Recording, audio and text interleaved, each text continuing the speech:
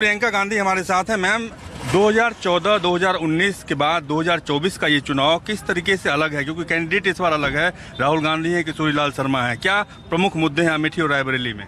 देखिए, पूरे देश भर में प्रमुख मुद्दे ये हैं कि महंगाई हद से ज़्यादा बढ़ चुकी है, बेरोज़गारी हद से ज़्यादा बढ़ चुकी है, और जो मोदी जी की सरकार है उसकी नीतियाँ जो हैं वो गरीबों के लिए नहीं हैं, और उन्होंने बेरोज़गारी और महंगाई को कम करने के लिए कुछ नहीं किया है। ये मुद्दे पूरे देश भर में है। एक आक्रोश है जनता में, जनता नाराज़ है। 2014 की बात की आपने, 19 की बात की, जनता ने भरोसा किया और पूरा भरोसा किया, भारी बहुमत से जिताया। तो जनता की उम्मीदें बहुत थी, आशाएं बहुत थी, बहुत वादे किए गए, और आज क्या देखते हैं कि देश के प्रधानमंत्री, जिनका सबसे बड़ा पद है, पद की गरिमा का स्तर नहीं देखते हैं, और वो ऐसी बातें कर रहे हैं चुनावी मंच पे कि भैंस चोरी हो जाएगी, कि गहने चोरी हो जाएंगे, ये सब बातें कर रहे हैं। तो जनता देख रही है, कह रही है कि भाई मेरी बात क्यों नहीं कर रहे हैं, मेरी रोजगार की बात क्यों नहीं हो रही है, जो महंगाई जिसका मैं सामना कर रही हूँ इसकी क्यों नहीं बात हो रही है।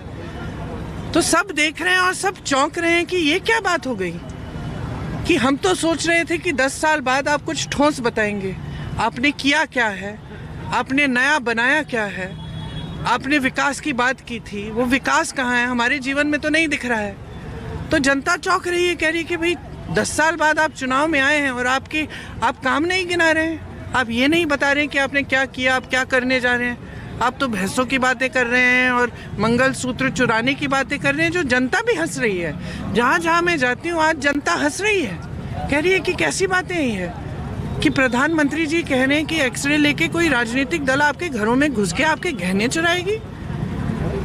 मतलब कोई उनको बता नहीं रहा है कि पूरा देश हंस रहा है, उनके सलाहकार डर रहे हैं उनसे कहने के लिए कि देश तड़प रहा है।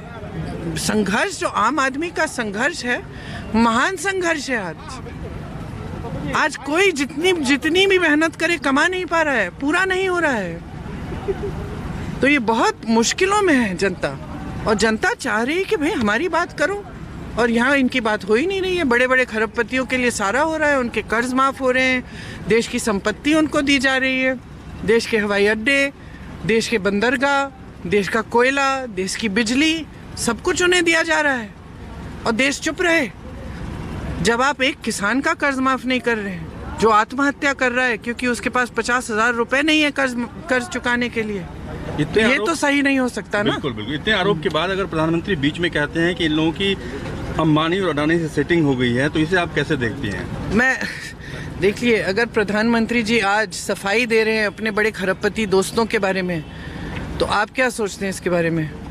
आप क्या सोचते हैं? प्रधानमंत्री को मैं चुनौती देती हूँ, एक बार एक चुनावी सभा में जनता के मुद्दों पर बात कर लें, एक बार कर लें, एक बार ये बता दें कि हमने ये किया, हम ये करना चाहते हैं। एक चुनाव लड़ लें, बगैर हिंदू मुसलमान किए, बगैर धर्म के आधार पर राजनीति किए, बगैर फूट की बातें किए, बगैर अलगाव फैलाए, और बगैर इस तरह की फिजूल की बातें ध्यान भटकाने वाली, एक चुनाव लड़ लें असली विकास पे, विकास के मुद्दे। एक चुनाव लड़ लें जनता के मुद्दे पे, महंगाई पे, बेरोजगारी पे, देखते हैं जीत नहीं पाएंगे। मैम, आज गृह मंत्री आए थे रायबरेली में जनता को संबोधित किया, और उन्होंने कहा कि गांधी परिवार ने 70% जो है पैसा संसद निधि का, वो अल्पसंख्यकों पर। पहले संसद निधि का पैसा जो है वो सार्वजनिक है, कहाँ गया है कहाँ नहीं गया है।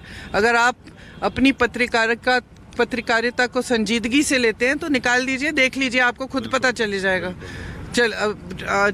बाकी मेरे पास यहाँ उनके लिए एक सवाल है, और वो ये है कि रायबरेली में ये काम कराए गए हैं सोनिया जी के कार्यकाल में। गंगा ब्रिज बना, रेल कोच फैक्ट्री बनी, रेल व्हील फैक्ट्री बनी, एम्स बना, निफ्ट बना, FTDI बना, रेल लाइन डबलिंग ट्रैक और इलेक्ट्रिफिकेशन लखनऊ से वाराणसी यहाँ बना, 4 लेन लखनऊ से रायबरेली यहाँ बनी, रिंग रोड बनी, 5 नेशनल हाईवे बने, इंजीनियरिंग कॉलेज बना, कोविड के समय 3 करोड़ दिए गए अब सांसद निधि से, 8 फ्लाईओवर बने, रेलवे वॉशिंग लाइन बनी, modification of Raebareli railway station, मतलब उनका सुंदरीकरण किया गया, 10 रेलवे अंडरपास बने, सड़कें कंस्ट्रक्ट की गई सेंट्रल रोड फंड से रायबरेली टू डलमऊ, रायबरेली से लालगंज, रायबरेली से सेवरी, रायबरेली से इन्होना। रूरल और urban electrification Rajiv Gandhi electrification programme के ज़रिए किया गया। राजीव आवास योजना बनाए गए तमाम गरीब परिवारों के लिए। Motor driving school, spice park और सिटी रिसोर्स सेंटर शुरू किया गया, भाजपा वालों ने बंद करा दिया। अब मैं अमित शाह जी से पूछना चाहती हूँ कि मुझे एक काम बता सकते हैं कि उनकी पार्टी ने रायबरेली के लिए क्या किया है? बहुत मेहरबानी होगी। मैम, एक चीज आपने कहा कि चुनाव आयोग अगर सही तरीके से चुनाव करवा ले तो बीजेपी को 200 से ज्यादा सीटें नहीं आएंगी। हाँ, आपने कहा था। बिल्कुल, मैं विश्वास के साथ ये बोलती हूँ, क्योंकि आज मैंने आपको बताया जनता में आक्रोश है। आप पूछिए जनता से मेरे जाने के बाद कि जनता का क्या मूड है, जनता क्या चाह रही है। जनता ऊब चुकी है, नाटक नौटंकी से, झूठों से ऊब चुकी है, बहुत संकट में है। आज यहाँ 70 करोड़ नौजवान हैं जो बेरोजगार हैं देश में। 45 सालों में ऐसा नहीं हुआ है। इसका क्या जवाब दे रहे हैं मोदी जी, अमित शाह जी? अमित शाह जी, मोदी जी, इसकी क्यों नहीं बात करते? अपना घोषणा पत्र कहाँ है भाई? भाजपा का घोषणा पत्र कहाँ है? वो तो सुबह से शाम तक कांग्रेस के घोषणा पत्र में खुद ही लिख रहे हैं, क्योंकि जो लिखा नहीं है वो खुद बनावटी बना के वो जनता के सामने प्रस्तुत कर रहे हैं कि ये भैंस चुराने वाली बात और ये सब वे खुद बोल रहे हैं। उनका कोई घोषणा पत्र है? क्योंकि उसके बारे में तो बात ही नहीं करते। क्या करने जा रहे हैं पब्लिक के लिए? 5 साल और चाहिए ना, तो क्या 5 सालों में कम बेरोजगारी होगी कि 45 साल क्या 50 सालों में सबसे ज़्यादा हो जाएगी? महंगाई कुछ कम होगी? 400 रुपये का जब सिलेंडर था तो इनके सारे मंत्री सड़क पे आ गए थे, प्रेस कॉन्फ्रेंस दे रहे थे, सिलेंडर पे बैठे। आज 1200 रुपये का सिलेंडर है, कहाँ गए सारे मंत्री? मुंह बंद हो गया? क्या बता रहे हैं ये जनता को? क्या करेंगे? कुछ तो बोले। तो जनता खुद चौंक रही है कि भाई प्रधानमंत्री है, इतना बड़ा पद है, इतनी अजीब सी बातें कर रहे हैं। आपको लगता है कि मुफ्त अनाज स्कीम एक मास्टर स्ट्रोक है? किसका मास्टर स्ट्रोक? सरकार का। किसका मास्टर स्ट्रोक? भाषण में आप जिक्र करती हैं कि मुफ्त आपको अनाज मिलता है, इसका मतलब क्या? अच्छा, अगर मास्टर स्ट्रोक इस सरकार का है तो मैं आपसे पूछना चाहती हूँ, आप पत्रकार हैं कब से? 20 सालों से। तो आपको याद होगा कि कांग्रेस के समय एक भोजन का अधिकार लाई थी कांग्रेस पार्टी, और उस राइट टू फूड में क्या लिखा था कि हर गरीब परिवार का अधिकार है कि सरकार उन्हें राशन दे। किसने लिखा था? आप 20 सालों से है ना पत्रकार, बताइए। कांग्रेस पार्टी की नीति थी, कांग्रेस पार्टी की नीति थी। अब मोदी जी ने 5 किलो राशन का बोरा बना के अपनी फोटो चेप दी है उस पर, तो इसका मतलब ये नहीं है कि ये मोदी जी का मास्टर स्ट्रोक है। ये कांग्रेस पार्टी की राजनीति है जो जनता के लिए चलती है, जो जनता के अधिकारों को मजबूत करती है, जिसकी वजह से आज मोदी जी मजबूर हैं कि वो 5 किलो राशन जनता को दें। अगर उनकी फ़ोटो चिपक गई है उस राशन पे तो इसका मतलब नहीं है कि ये उनका मास्टर स्ट्रोक था।